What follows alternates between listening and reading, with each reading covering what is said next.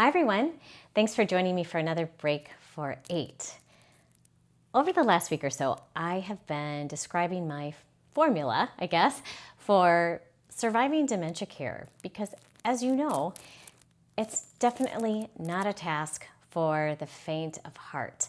The acronym I use for my formula is MASTER, M-A-S-T-E-R, and the last several videos have gone into greater detail about each of these individual aspects. And if you've listened, you'll understand that even though it probably seems like life is really centered or focused around your person and meeting their needs, I feel that mastering dementia has less to do with them.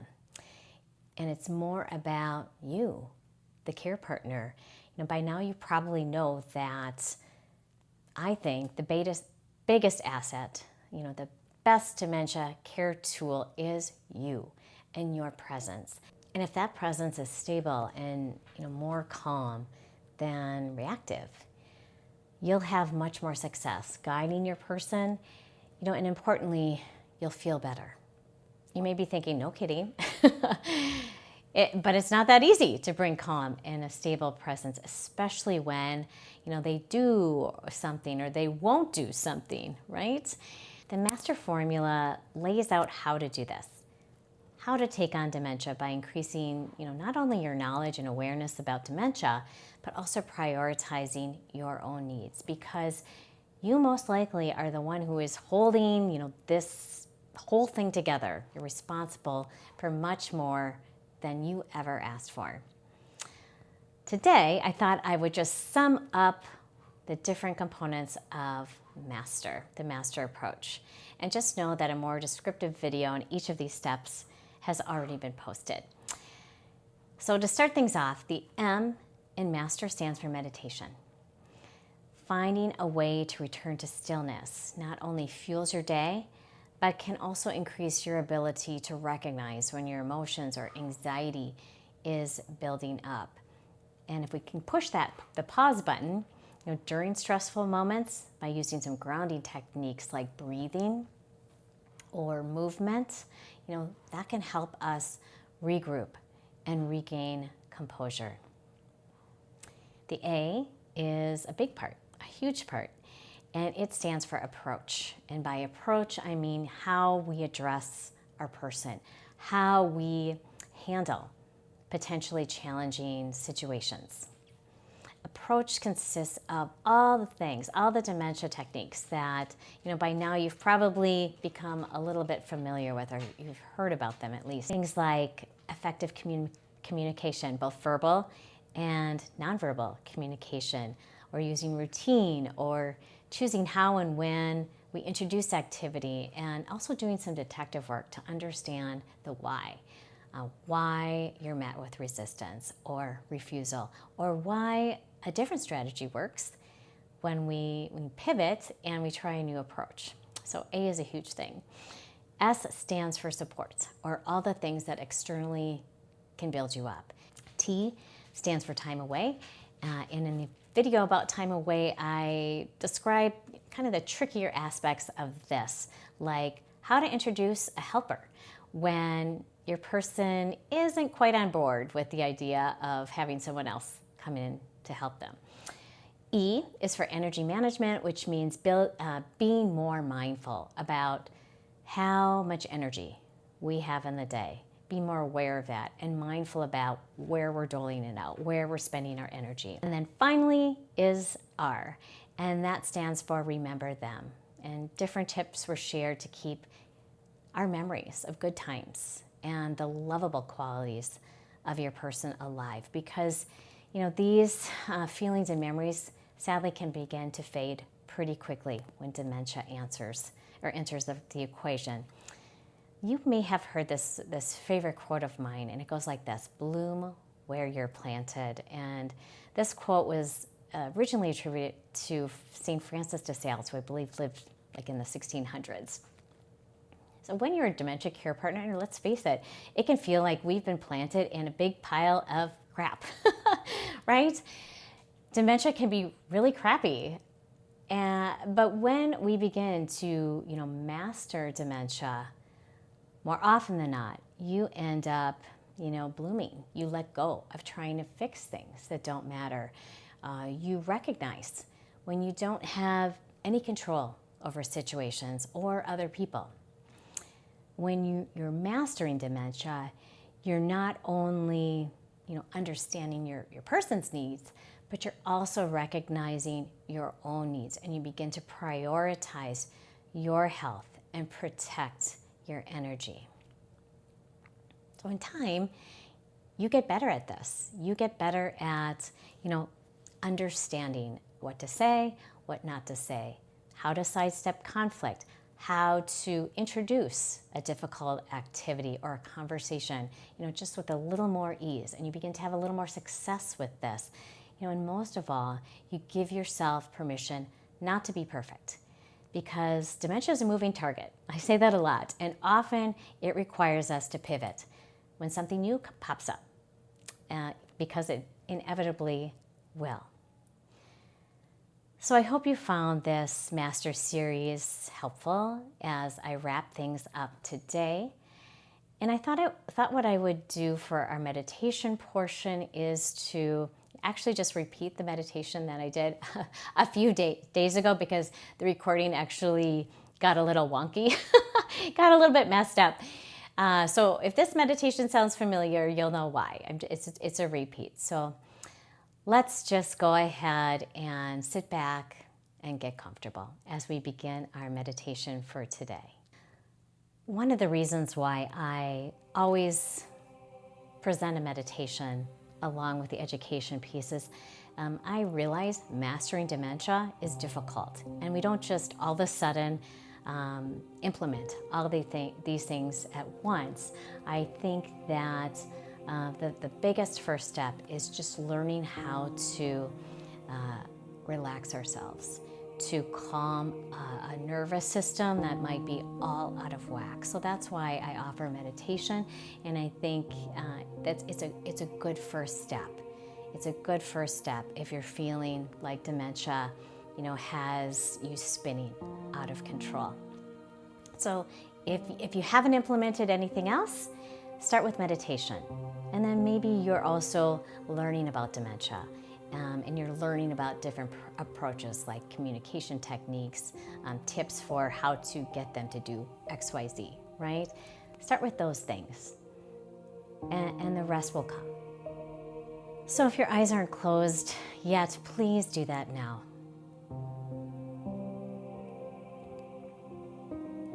Today, I would like to invite you into a moment of stillness.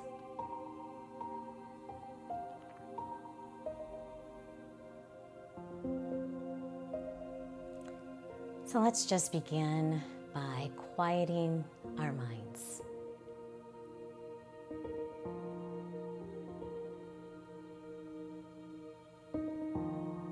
One of the easiest ways to do this is just to bring our attention, our awareness to this present moment. This present moment, this very moment, is away from what just happened. And it's also away from what's coming up next.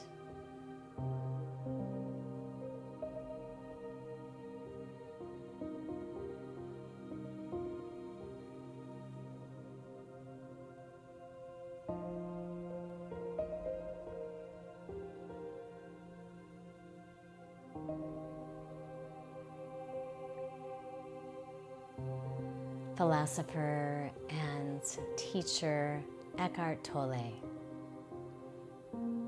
calls this return of awareness to the present moment the power of now, the power of the now moment.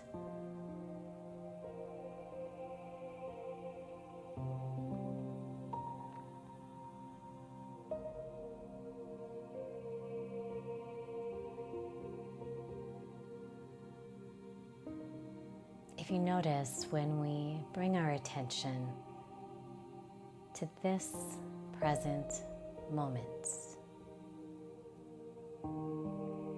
this moment can be very powerful indeed. And its power is gentle. Its power provides relief. Please attend to any tightness you may be experiencing in your body.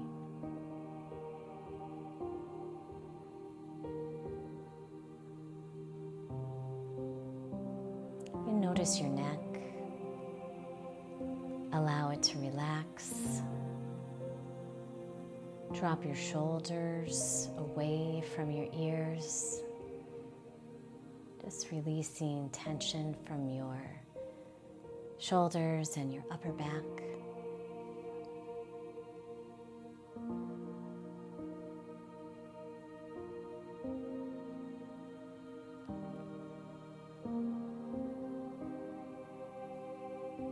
Now bring your awareness to your breath. Just follow along with the rise and with the fall of your breath.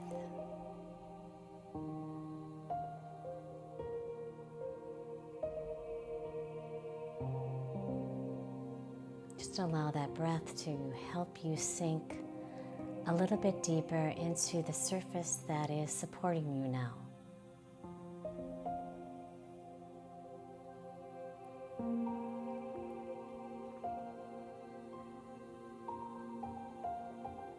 Sense your mind settling into a quiet space of stillness.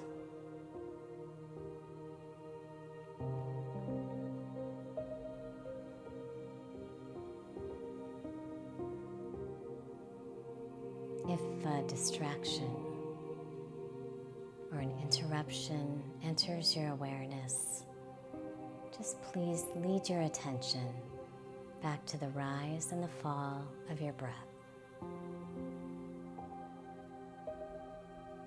Let's take the next few moments to practice this, leaving all the chatter behind and enjoying a moment of stillness.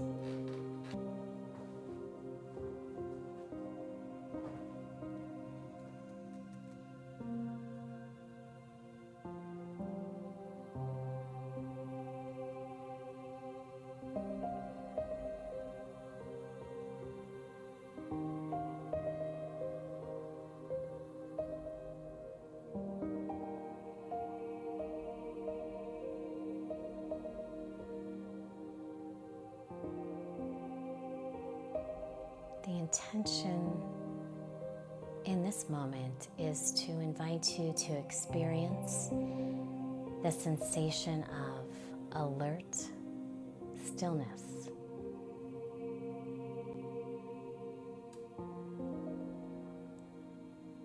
Meaning you're aware and able to notice what is going on around you.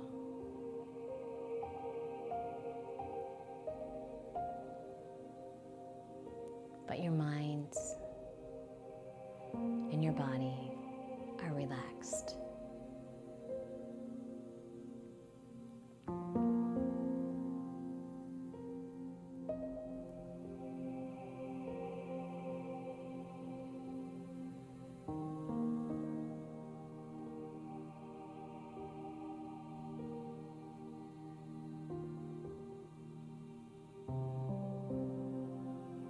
In this state, you may notice things that you don't when there's more activity or there's more internal or external distraction.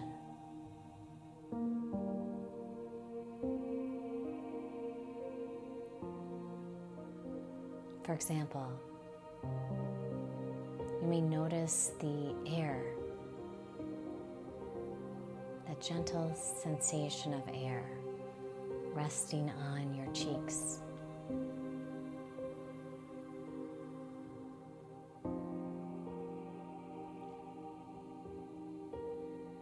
You may even notice a slight hum as your body pulses with your heartbeat.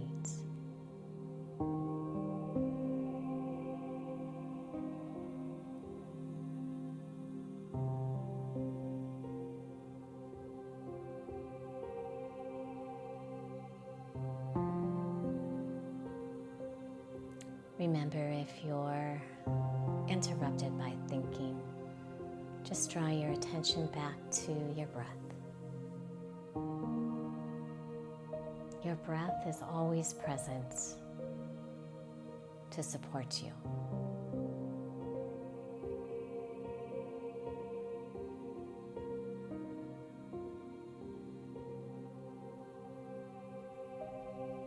So just continue sitting here practicing and enjoying the experience of alert stillness a little bit longer.